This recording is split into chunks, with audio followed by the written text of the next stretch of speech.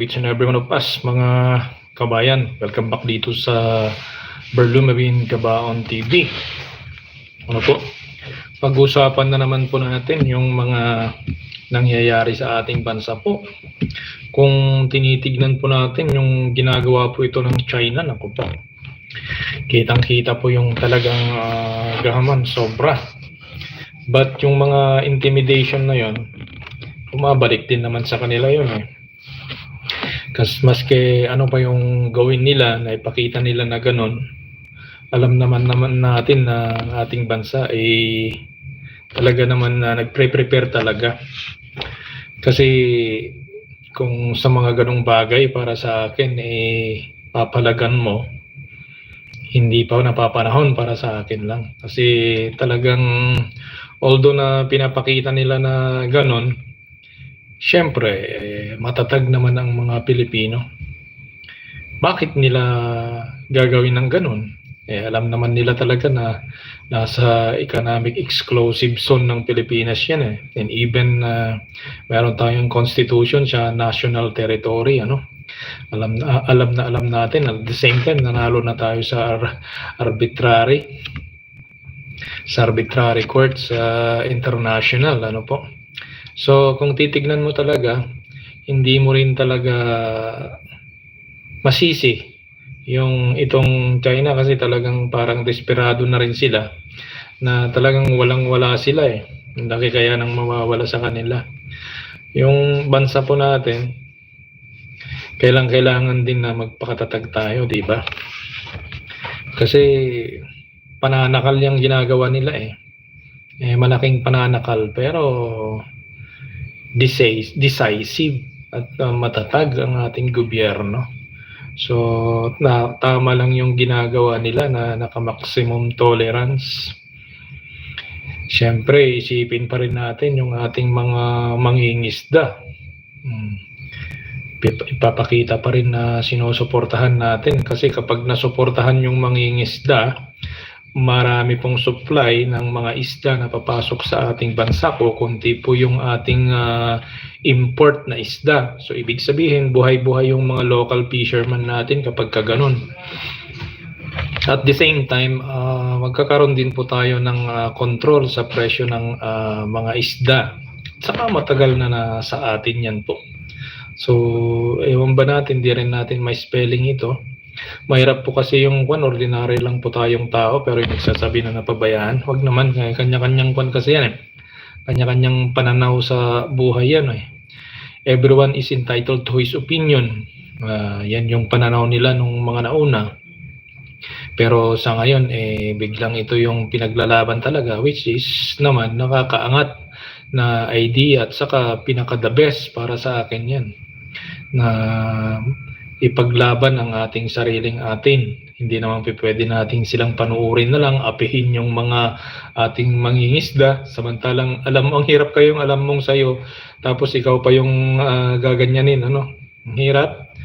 Alam na alam mo, sayo yan, tapos ganun pa yung gagawin sa'yo. Masakit kung masakit, pero nasa panahon tayo na which is na sinasabi.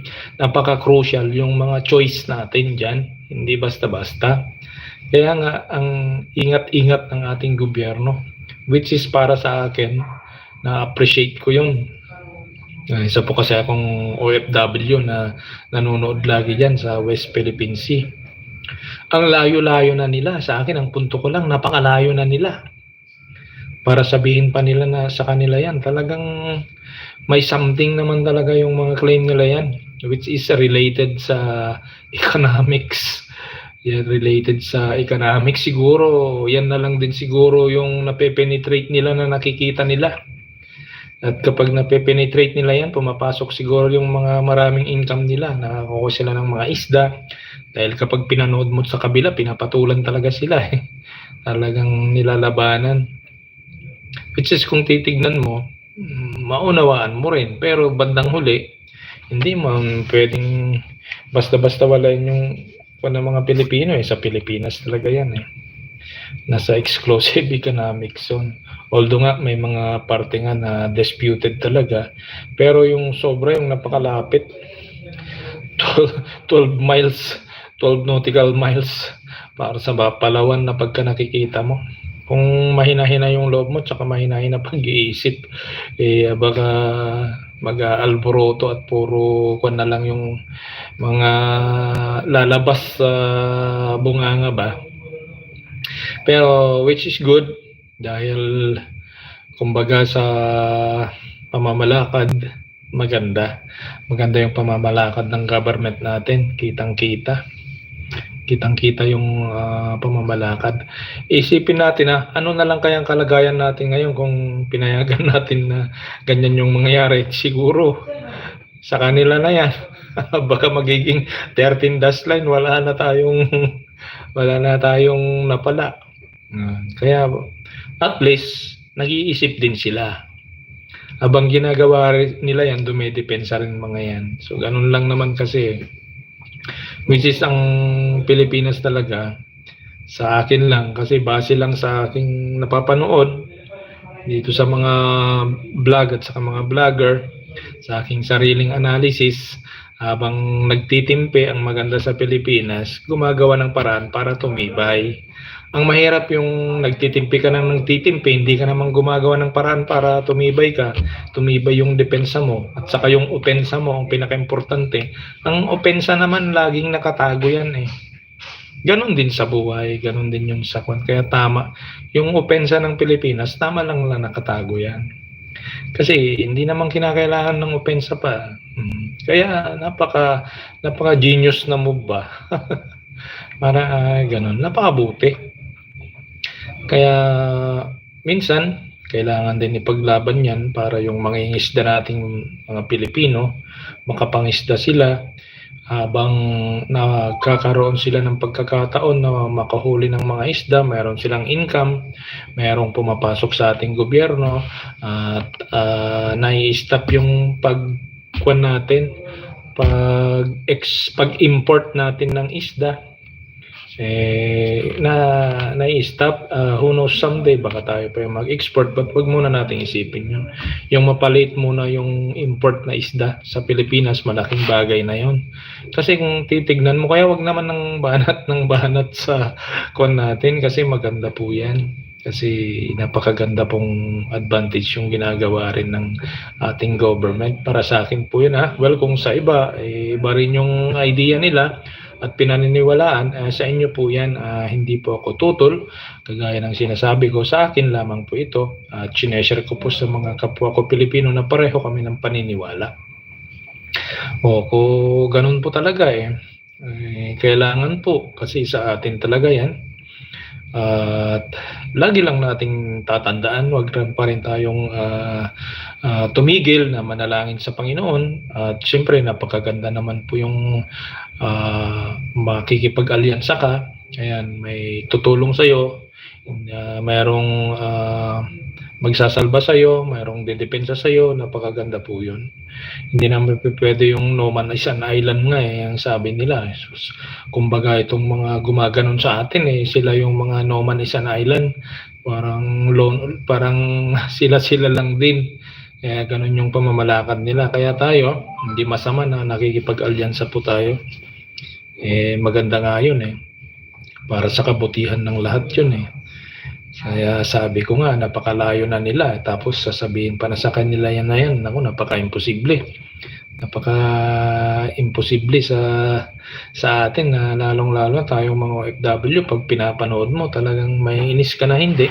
Siyempre, dahil tayo naman po ay ordinaryong tao, puspusan na lang yung panalangin natin sa ating bansa na patibayin ang ating mga Navy, ating mga Coast Guard, ang mga nasa gobyerno, pinapanalangin natin. Kasi hindi naman tayo pwedeng sumigaw na yan. Nung binato ka ng granada, babatuhin mo rin ng dinamita. Hindi naman solusyon yun. Ang isang mali ay hindi may tatama sa paggawa pa ng mali. Kaya napakatama yung ginagawa ng government natin. Kaya ganon lang yung masasabi ko. Napakasimple man itong sinasabi ko, hindi naman malalim kasi simple lang naman na kaisipan nito. Hindi mo naman talagang kinakailangan magpakatalino para masabi mo mga yan. Ang importante, nasa tama ka. Kahit ano pang pag-i-English at saka mga batas-batas na ang sasabihin kung hindi naman applicable, 'di ba? Napakasimple lang naman 'yan eh. Ang porsyon na 'yan napakalapit natin sa atin. Pangalawa, yung mangingisda, suportahan natin, protektahan natin dahil sila ay mga Pilipino. Kumbaga ipaglaban natin yung karapatan natin. Pangatlo, wag pabayaan na api-apihin tayo sa sariling atin, 'di ba? Atin 'yun eh. Kumbaga sa bakuran mo, sa'yo yung bakuran mo, papasukin ka ng ibang tao, tapos api-apihin ka doon. Eh, anong gagawin mo? Buti nga, dumedepensa lang yung bansa natin, dumedepensa lang. Kahit yung iba, di pa maintindihan, kaya natatawa ako. Yung ibang tao, di pa naiintindihan yun. Siyempre, ganun talaga. May kasabihan, blood is thicker than water. Politics is thicker than blood, but money is thicker than politics. yun yung nakikita ko. Pasensya na, basehan ko lamang sa akin lamang yun. Ewan ko na yung sa iba. Ewan ko na sa iba kung anong paniniwala nila. Basta lagi kong naalala, bata pa ako noon, sa ikaunlad ng bayan, disiplina ang kailangan. Ayan. Meron din naman nagsabi na kinulong. Sa ikaunlad ng bayan, bisikleta ang kailangan. Sinakulong tuloy. Sa paggawa pa lang ngayon, wala na siyang disiplina. Na binaliktad niya. Dapat pinago na lang niya. Huwag bisikleta. Sa ikaunlad ng bayan, sabi niya, tumakbo tayong lahat. Ayun na lang sa sinabi niya. Tumakbo tayong lahat, yan ang kailangan. Di mas okay pa. Kaysa yun, talagang baliktad yun eh.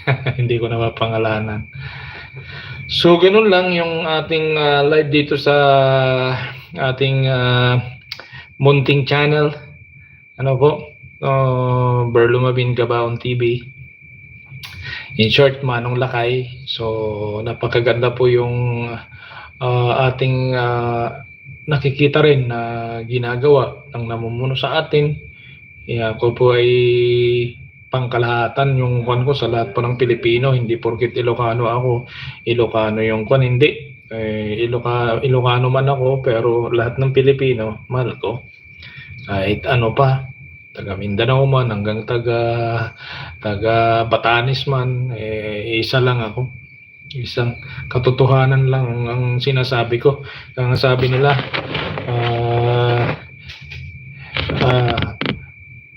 seek the truth and the truth shall set you free. Ayan. Kasi ito yung nakikita kong katotohanan Kaya dito ako napapalaya sa aking sinasabi na katotohanan Katotohanan naman na atin yan Katotohanan naman na pinaglalaban yung sariling atin Katotohanan din naman na kinakawawa tayo Kinakatotohanan naman na sinasakal nila tayo yun yung totoo. Pero at totoo din naman na ang Pilipino nagtitimpi. Pero hindi nagpapabaya. Yan. Ang maganda, maski ganun yung ginagawa sa atin, hindi tayo tumitigil. Ibig sabihin, kung ikaw ay isang ama, kagaya ng mga mangingisda, yun lang yung pinagkakakitaan nila. At para mapakain yung mga anak nila, natural pupunta sila. Kaya kailangan suportahan ng ating gobyerno mga yan. Hindi mo naman masabi sa anak mo na saka ka na lang kumain anak pag nakapunta ako sa dagat kasi mayroong pumipigil sa amin. Masasabi mo ba yan sa mga anak mo? Kaya kinakailangan, tama lang yung ginagawa ng government. Tama lang na suportahan yung mga mangingisda. Kasi kapwa nating Pilipino yan, sa atin yan Wala na rin siguro silang mapangisdaan, kaya ganyan yung ginagawa nila. Na pipil kasi nila na dyan lang nila kayang-kayang ganun. Kasi kung tignan mo doon sa Brazil, sa Taiwan, sa Japan, sa iba pa, tignan mo talagang pinapaalis sila. Kaya ganyan lang yung kanila sa Pilipino. Pero sa akin, gaya ng sinabi ko, mahal ko lahat ang Pilipino. Kung sinasabi ko po ay opinion ko lamang po. Wala po akong sinasaktan ng damdamin. Maski yung gumaganon sa atin, gumagawa ng ganon, mahal ko pa rin, pinapanalangin ko pa rin sa Diyos na nawa mamulat ang kanilang mata at mag-precaution. At ganoon din, pinapanalangin ko rin yung ating mga Coast Guard, mga Navy na palakasin yung kanilang loob, mabigyan sila ng mas malakas pa na depensa para kahit ganoon man ang gagawin, ay hindi basta-basta masira ang kanilang sasakyan para masuportahan ang sariling atin at ang mga Pilipino nating nangingisda kasi malaking bagay po yan. So hanggang dyan lamang po, ito lamang po ang aking pananaw.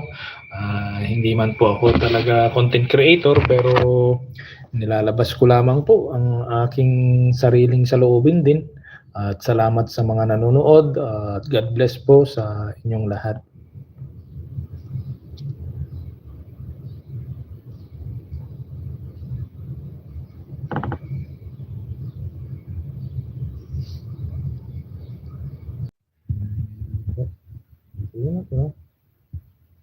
Ito po yung ating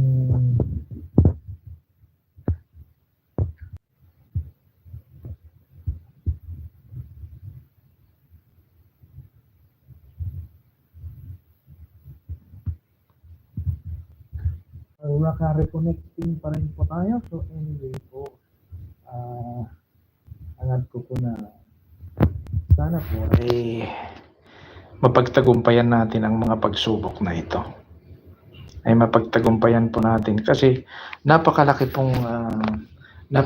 pong suliranin ang ating hinaharap. Nagpaalam na ako kanina kaso lang di rin ako gusto ko rin magkaroon ng closure itong live ko na ito. Hindi po ako content creator na kagaya ng mga iba. Isa lamang po akong ordinaryo pero nilalabas ko lamang po ang aking mga sariling pananaw at damdamin sa mga napapanood ko sa mga video at sa mga napapanood ko sa mga news. Kasi hindi ko naman masasabi na kawawa ang Pilipino bagkus kinaiinggitan talaga. Lalong-lalo na yan kapag mag-umpisa na yung paghukay ng sariling kayamanan ng Pilipinas. So yan lamang po. God bless po sa inyong lahat.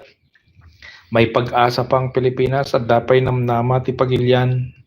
Agkararag talang nagpakumbabakin na apo kan mamati kadagiti mangita da ulo kada tayo. Buma nang tayo amin uno lumag-antibiyag tayo, progreso tayo ang unada ti Lucano. God bless everyone.